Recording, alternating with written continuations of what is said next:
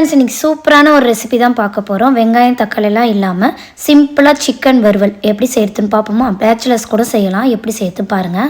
First ஒரு பாத்திரத்தில் எண்ணெய், பட்டை, கிராம்பு சேர்த்துக்கோங்க. சோம்பு ஒரு டீஸ்பூன் அளவுக்கு சேர்த்துக்கோங்க. கருவேப்பிலை சேர்த்துக்கோங்க.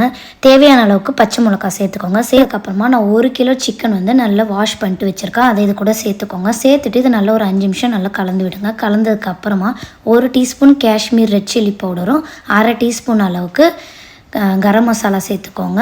1/2 டீஸ்பூன் மஞ்சத்தூள் சேர்த்துக்கோங்க. 1 டீஸ்பூன் அளவுக்கு இஞ்சி பூண்டு பேஸ்ட் சேர்த்துக்கோங்க. தேவையான அளவுக்கு உப்பு சேர்த்துட்டு இதை நல்லா கலந்துக்கோங்க. நல்லா கலந்ததுக்கப்புறமா ஆல்ரெடி சிக்கனில் தண்ணி விடும். 1/2 கிளாஸ் அளவுக்கு தண்ணி சேர்த்துட்டு இதை நல்லா மூடி வச்சு 10லேருந்து 15 நிமிஷம் நல்லா வேக வைங்க. வேக வச்சதுக்கப்புறமா கொத்தமல்லி, புதினா சேர்த்துக்கோங்க.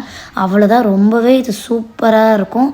ட்ரை பண்ணி பாருங்கள். இந்த வீடியோ பிடிச்சிருந்ததுன்னா கமெண்ட் பண்ணுங்கள், லைக் பண்ணுங்கள், ஷேர் பண்ணுங்கள். ஆர்த்தி சமையலுக்கு சப்ஸ்கிரைப் பண்ணிக்கோங்க. தேங்க்யூ, பாய்.